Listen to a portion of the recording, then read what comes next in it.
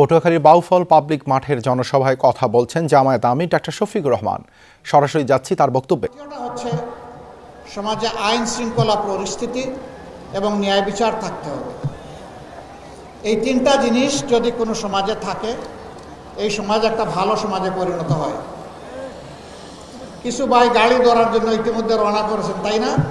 তো কষ্ট করে আসলেন, আপনাদের মুখ তো আমার দেখতে হবে। গাড়ি একটু পরেও পাবেন, গাড়ি আপনাদেরকে ফেলে যাবে না ইনশাআল্লাহ। ভলান্টিয়ার যারা আছেন তাদেরকে একটু সবর করতে বলেন, মাঠে থাকতে বলেন।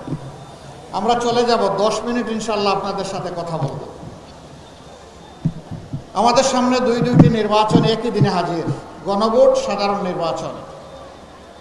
ইনশাআল্লাহ আল্লাহ আমাদেরকে হায়াত দিলে 12 তারিখ একটা নতুন বাংলাদেশের যাত্রা শুরু হবে ইনশাআল্লাহ।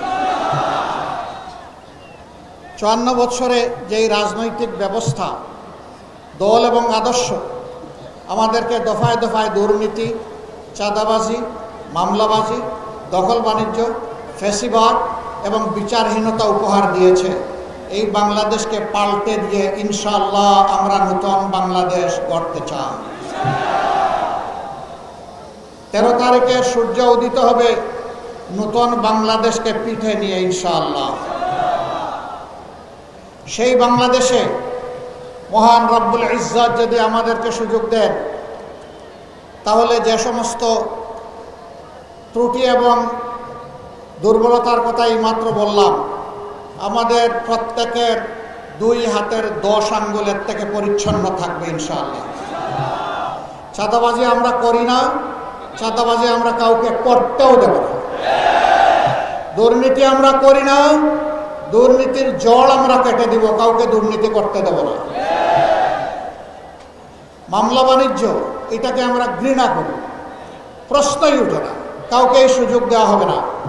বরঞ্চ অন্যায় মামলা করে কাউকে হ্যারাস করলে তাকেই শাস্তির আওতায় আনা হবে। অনেক সময় নিরীহ মানুষকে মিথ্যা মামলা দিয়ে তার জীবন ধ্বংস করে দেওয়া হয়, তার পরিবার ধ্বংস করে দেওয়া হয়, তার ভবিষ্যৎকে তছনছ করে দেওয়া হয়। ডিটারজেন্ট বাদ দিন, ফ্লোর মুছতে লাইজল নিন। লাইজল ডিটারজেন্ট থেকে 10 গুণ বেশি পরিষ্কার করে চিটচিটে ভাব দূর করে। ঘর হয় কমপ্লিট ক্লিন। Lysol clean.